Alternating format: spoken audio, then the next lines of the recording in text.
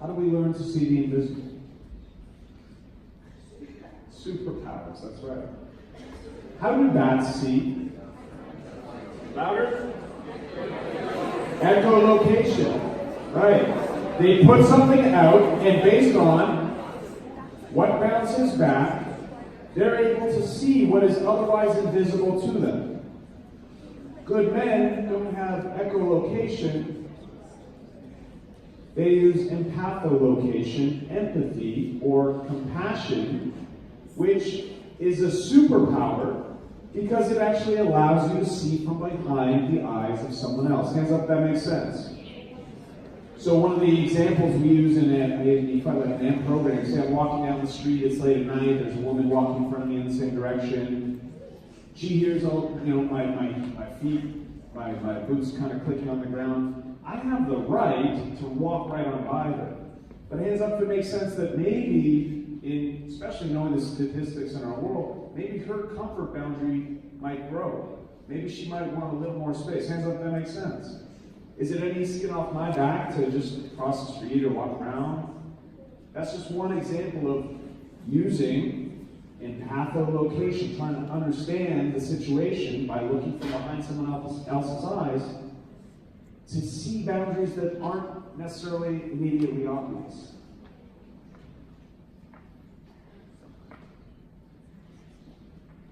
The next application of compassion is to try to understand those who are violent. If we want to stop something, we have to understand it first. For the most part, and of course it's not all, but for the most part, who is it that's committing violence against women? For the most part, it's men. Why?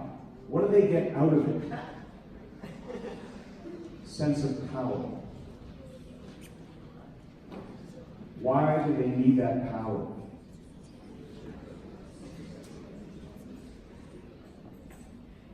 They must feel powerless.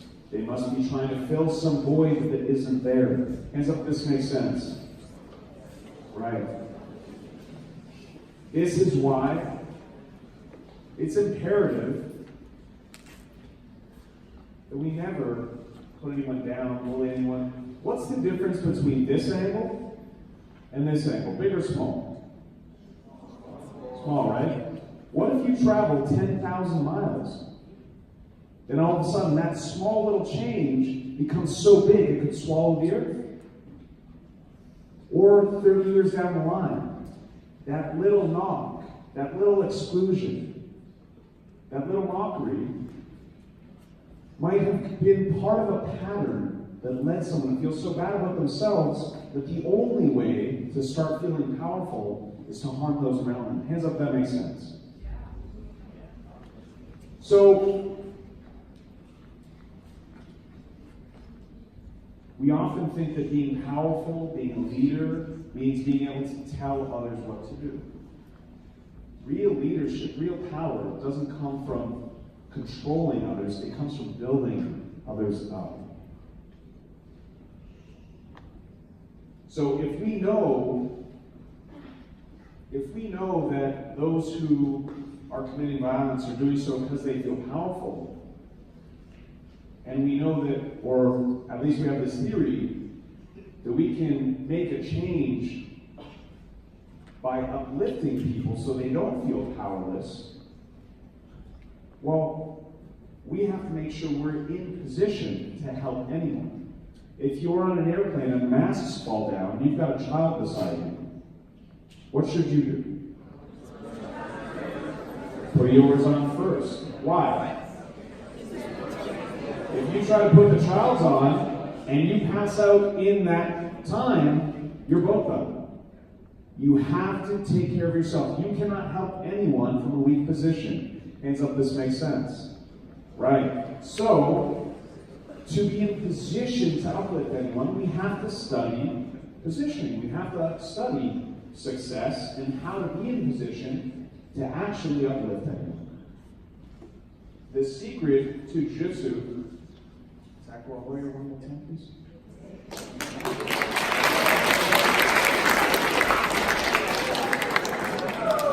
You tell the crowd really likes. The secret to jiu-jitsu. So we can see Taku's bigger than me, right? So stand in front of me, please. So most martial arts would say, in this situation, if we were to get into a confrontation, as she's punching and kicking, can we check this out? But we can.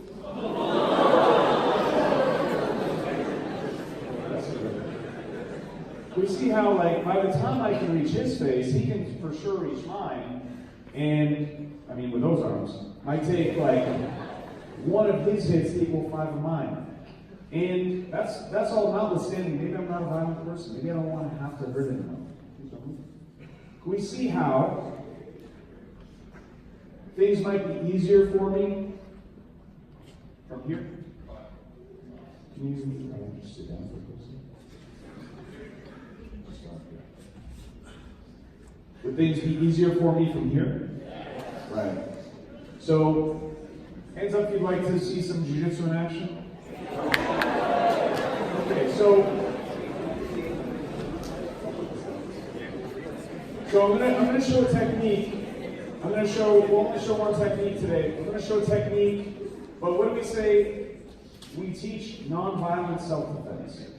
So if I can control aggression without having to hurt someone, for me that's real power. So we're going to take a look at, we said that being behind them was a better position. Okay, that sounds good in theory, but how do you actually make that happen? So we're going to look at what to do if Taku, big meaning that he is, tries to shove me.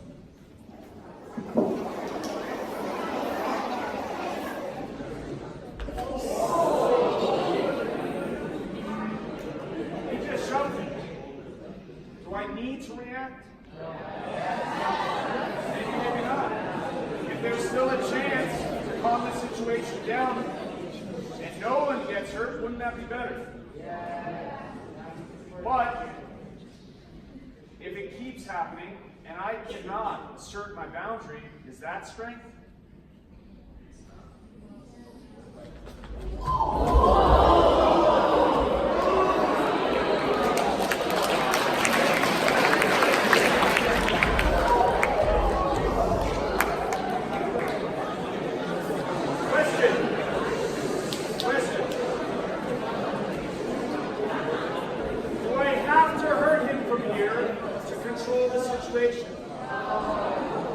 Could I if I wanted? What's real power? Let's give him a hand.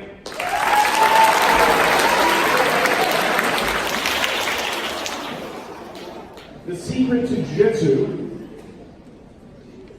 is positioning. From a good position, things are easy. From a bad position, things are hard. Have we learned? Do we learn in daily life? Do we learn how to position ourselves? Do we learn what that means?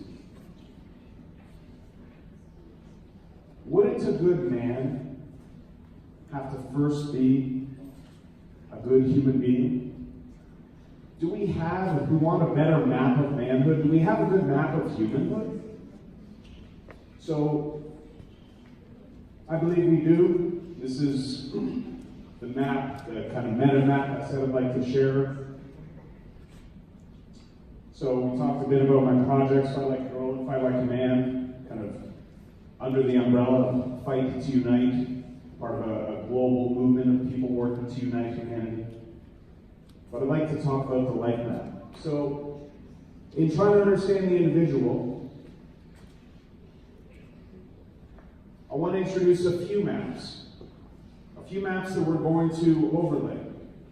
So, triune brain theory says that we have 3 brains. We evolved with 3 brains. Like all animals, we've got a reptilian brain, deals with basic circulation, body function. We'll get to that. So we have a reptilian brain that deals with the drive to reproduce, the drive to protect our territory, etc.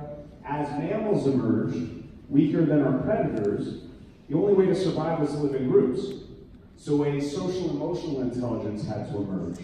And then, for the most part, unique to humans is abstract thought, robust language, meaning, etc. And that's what we'll call the higher brain.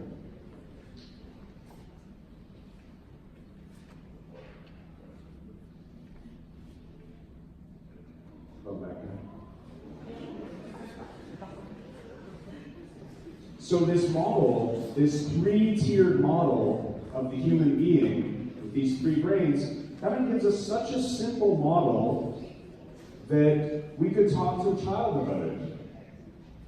We're made up of our body, our heart, and our mind. The second lens I'd like to introduce, hands up if you know who this is. It looks really sweet though, doesn't it? Hands up if you've heard of Abraham Maslow. So, you've probably heard of, if you have, Abraham or Maslow's hierarchy of needs, which basically says that all of our needs, all of the human needs, kind of follow this, it's typically shown as a pyramid, this kind of ladder, where we all need love, but if there's no air in the room, that's not what's foremost on our mind. There's this kind of order of operations. We have our physiological needs, air, water, food, etc. Then our safety and security needs, security of physical safety, security of our family, shelter, etc. The higher levels, we get into love and belonging and self-esteem. The highest level in the original hierarchy was self-actualization. Becoming what you're meant to be. If you're meant to play music, until you do, you won't kind of reach this level of experience of life. If you're meant to be a teacher, until you step into that role, you won't feel these kind of higher levels of fulfillment. But hands up if you've seen Maslow's hierarchy of needs. So, well, quite a few of us. Less commonly known is that he actually had a second edition he came out with that broke down the highest level into 4 levels. Cognitive needs, the need to learn. Aesthetic needs, the need to experience beauty.